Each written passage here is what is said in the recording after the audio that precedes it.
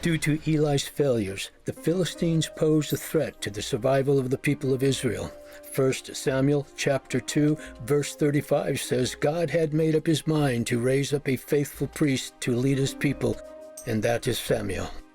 Now let's take a look at Samuel's hometown, Ramah.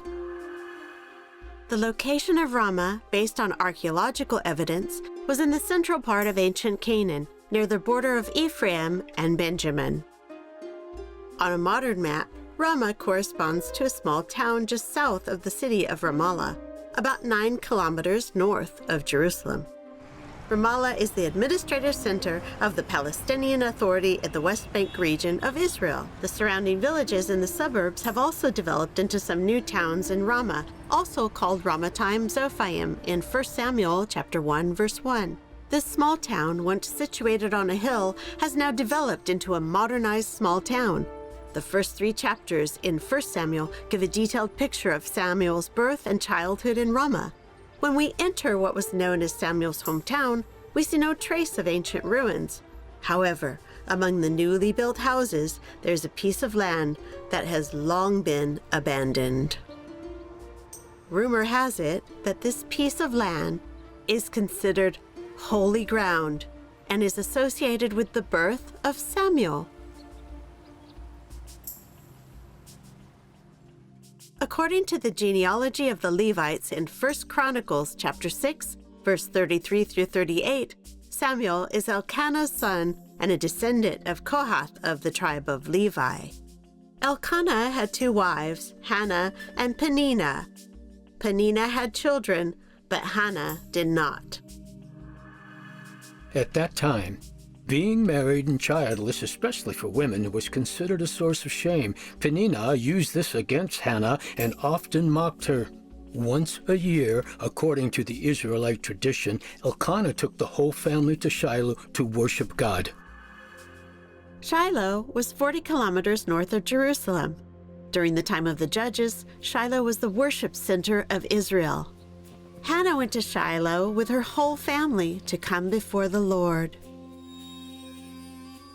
She wept and prayed in front of the tabernacle, for she was deeply troubled as Peninnah kept on provoking her. She prayed to the Lord, "O Lord of hosts, if only you will look on the misery of your servant and remember me, and not forget your servant, but will give your servant a male child, then I will set him before you as a Nazirite until the day of his death. He shall drink neither wine nor intoxicants, and no razor shall touch his head." The vow Hannah made meant that she was to dedicate her son to the Lord as a Nazirite. According to Numbers chapter 6, verse 2, Nazirite means separate to the Lord. Samson, as described in the book of Judges, was a Nazirite. On hearing what Hannah was praying for, Eli the priest blessed her, saying, "Go in peace. The God of Israel grant the petition you have made to him." God remembered Hannah. In due course, Hannah conceived and bore a son. She named him Samuel, for she said, "I have asked him of the Lord." After Samuel was weaned, Elkanah and Hannah brought him to Shiloh to present him before the Lord. According to the customs of ancient Middle Eastern people, Samuel was weaned around the age of 3. Hannah found Eli and told him, "For this child I prayed, and the Lord has granted me the petition that I made to him. Therefore, I have lent him to the Lord. As long as he lives, he is given to the Lord." 1 Samuel chapter 3 records how Samuel grew up. The young Samuel served the Lord in the tabernacle and slept there during the night as well. In the tabernacle, the golden lampstand was always lit. On top of each lampstand was a small cup. As the oil burned out, young Samuel, who served in the tabernacle, refilled the cups with olive oil to keep the lampstand burning and shining. 1 Samuel chapter 3 and verse 4 says, "Then the Lord called Samuel." Samuel thought it was Eli who called him, so he ran to Eli's bedside. But Eli said he did not call Samuel and asked him to go back to sleep.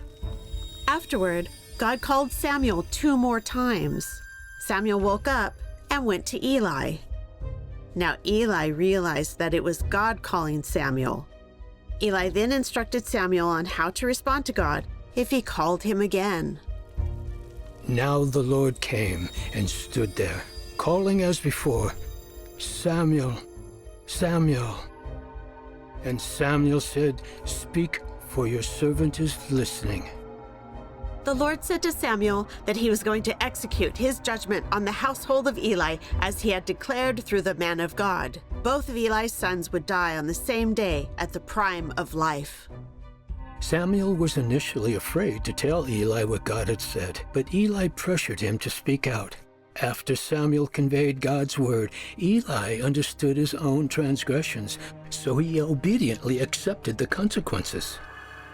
Then Eli said, "He is the Lord. Let him do what is good in his eyes." The second and third chapters contrast Eli and his two sons' wickedness with Samuel's growth, depicting how Samuel grew in favor with both God and people. God was with Samuel and revealed himself to him through his word.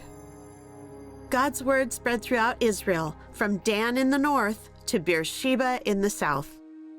All the people of Israel knew that Samuel was appointed by God as a prophet. At Spring of Water International Ministries, we invite you to journey with us, giving seed to the sower and bread to the eater. Isaiah 55:10. To find out more, follow Spring of Water International Ministries.